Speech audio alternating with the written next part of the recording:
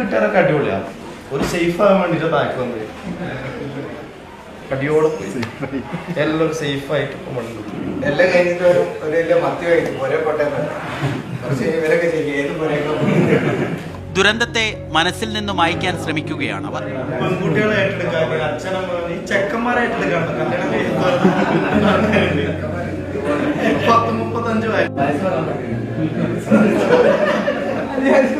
അപ്പോഴും ചിലപ്പോഴൊക്കെ ഓർമ്മകൾ തികട്ടി വരും.